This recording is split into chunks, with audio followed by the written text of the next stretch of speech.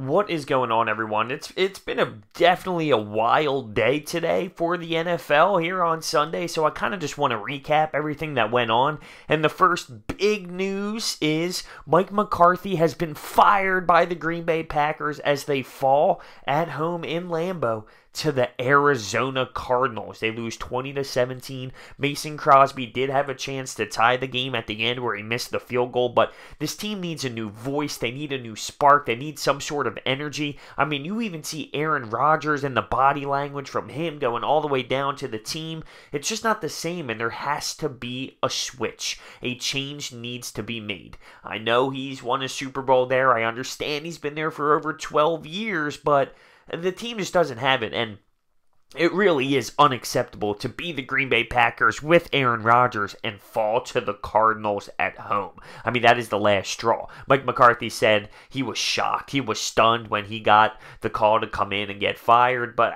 it's a business, and it's just what it is. I know it's not the way he wanted it to go out. They're now 4-7-1. What are you supposed to do? Wait till the end of the season and just have one of those horrendous seasons? I mean,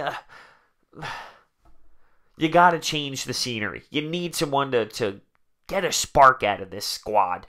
You need someone new in there to change the entire complexity of the game.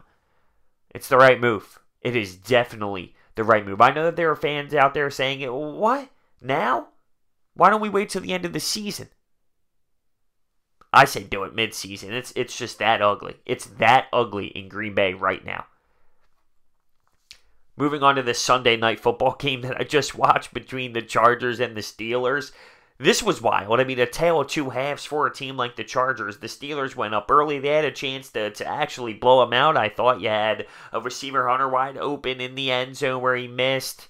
Big Ben ended up throwing an interception. But the storyline out of this game was just the poor calls from the referees that actually helped the Chargers win, because on the first touchdown, when it was 13-0, a huge false start that did not get called. I don't know how they missed it. I don't know how you don't see the false start and how obvious it is, which allows them to score a touchdown. Then the second touchdown was just lucky for the Chargers as two defenders for Pittsburgh run into each other when it would have been an interception. It pops up in the air and Keenan Allen brings it down. The third touchdown for the Chargers was on a punt return, so special teams, obvious that there was a block in the back that was not called. It was crazy. I never seen it. The Steelers respond, tied the game up, but when there was about 4 minutes left, the Chargers, Phillip Rivers, charged downfield, and they kick a field goal. The funny part is, there were 3 offsides calls trying to block the field goal. Blatant offsides. I think Mike Tomlin just told them, just go offsides consistently and try and get in this kicker's head, because if he sees his kicks getting blocked multiple times in a row, maybe he muffs it. And the first one that was offsides, the field goal kicker actually missed it, and he got another opportunity and continued to move 5 yards closer each time. The Chargers win. They're now 9-3. The Steelers have now 2 losses in a row, and this one was in Pittsburgh. That one was definitely tough to swallow, but I will have to say, I thought the refereeing was pretty poor and missed some big-time calls. The Giants and Bears went into an overtime thriller. Leave it to the Giants to have a lead late and have Chase Daniel, of all people, go down and end up scoring touchdowns when needed. There was an onside kick that the Bears ended up converting on. Odell Beckham Jr. trying to swipe at the ball to get it out of bounds. He wasn't even close. People were screaming at him for his effort on that play. The Giants almost blew it, but they find a way to win in overtime with a field goal. They win 30-27. Chase Daniel stinks. He just stinks. That's what it is. Odell Beckham, though, throughout the game, he had a throwing touchdown and he had a receiving one. The Bears ended up throwing in a little bit of a Philly special to actually tie the game up there late. Their drive was filled with penalties by the Giants to help them move downfield there to tie the game up late in regulation. But the Giants do get their 4th win of the season. You got to give them credit. And to be honest with you, as an Eagles fan, I don't mind if they win these games that don't matter, because that just gives them a less of a chance to get a better draft pick to find that quarterback once Eli Manning goes. The Texans win their 9th straight win, and they get it over Cleveland. Baker Mayfield with 3 interceptions, but Houston's defense total had 4 turnovers. And Deshaun Watson's clicking. That defense is clicking. They started out the season 0-3. And now they're just continuing to stay hot and win football games. They are a scary team right now. You got to believe in what Bill O'Brien and Deshaun Watson's doing. You got to believe in that defense. J.J. Watt being the leader that he is, that football team is really playing fantastic football. The Panthers get upset by the Buccaneers. And the Bucs are just a dumpster fire. They don't know who's starting each week. Is it Jameis Winston, Ryan Fitzpatrick? Who knows? Today it was Winston. But the storyline out of this game is Cam Newton, who throws 4 interceptions, and he was terrible. He was horrible. And you get that with Cam. You do.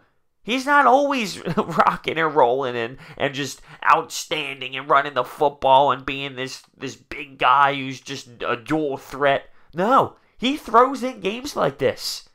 And that was a really ugly loss for the Panthers as they are now sitting at 500. Let's go to the Miami Bills game. It's crazy because it's one of those games where when it's on Red Zone and that game pops up, it's, who the hell cares? But Josh Allen today, he was running. He was throwing. He ended up with 231 throwing yards and 135 rushing yards. 2 touchdowns. He did throw 2 interceptions, but he had a chance to win the football game on the last throw. He's scrambling in the pocket. He's making defenders miss. He launches it into the end zone to a wide open receiver, but it was just like a yard and a half too short. The receiver couldn't make the play, and they ended up not cashing in on the opportunity. The Bills also had a big-time penalty by Jordan Phillips, which allowed the Miami Dolphins to go down there and actually score to take the lead. Both of those teams, though, really do nothing for me when it comes to watching.